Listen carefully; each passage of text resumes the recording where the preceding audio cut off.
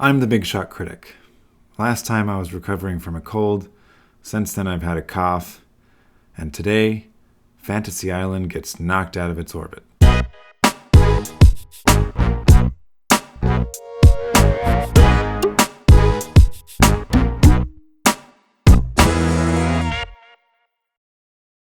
Star Trek II: The Wrath of Khan was directed by Nicholas Meyer and written by Jack B. Sowards.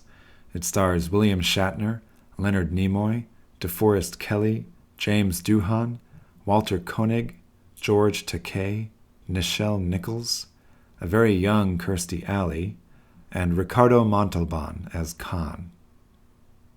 A little backstory. In Star Trek land, there was a major world conflict in the 1990s called the Eugenics Wars, fought over the genetic engineering of human beings. Khan is a relic of these wars. He and his genetically engineered pals exiled themselves on a spaceship and put themselves into hypersleep before being discovered centuries later by Kirk in the original series.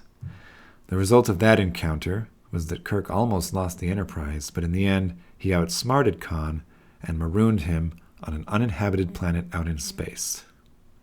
Through poor record-keeping and general misfortune, our heroes have stumbled upon him once more and incurred the wrath of Khan. Botany Bay.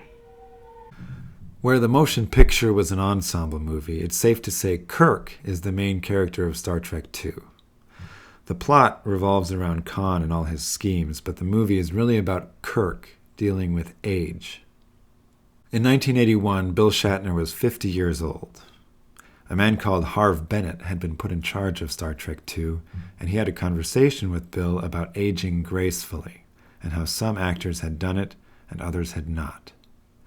He told Bill that one actor in particular came to mind who aged so gracefully that the aging became part of the persona, and he told Bill that he reminded him of that actor.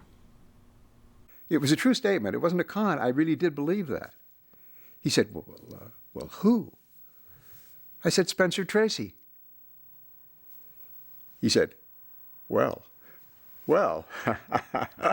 This view and this message of aging gracefully bled deep into the script, to the point that I'm comfortable saying it's the best story of aging gracefully that I've ever seen.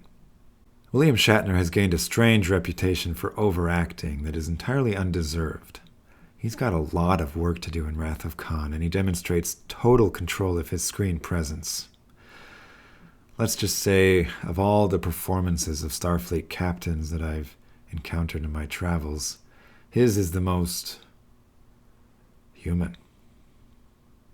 The main thing I want you to take away from this review of Star Trek II is that it's so much more than just a guns-blazing space action sci-fi movie.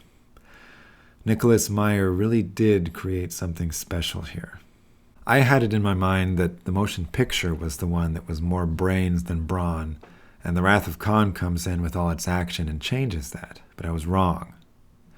We do get great action in this movie, but it's still more brains than brawn. It's a very smart movie. Guys, I give Star Trek II: The Wrath of Khan 10 out of 10 commandments. It kept the 8th one. Thou shalt be timeless. I don't rate movies until I'm done writing the review, and going into Star Trek II I expected at least an 8, but I didn't expect a 10. I'm a little surprised by this. It's not even my favorite Star Trek movie.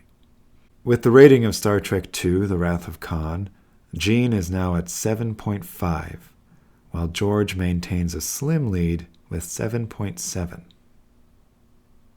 Thank you so much for watching, everyone. Be sure to like and subscribe, and click the bell icon so you know when my Star Wars Episode 6 Return of the Jedi review arrives. And after that, I promise we'll get a break from Gene versus George.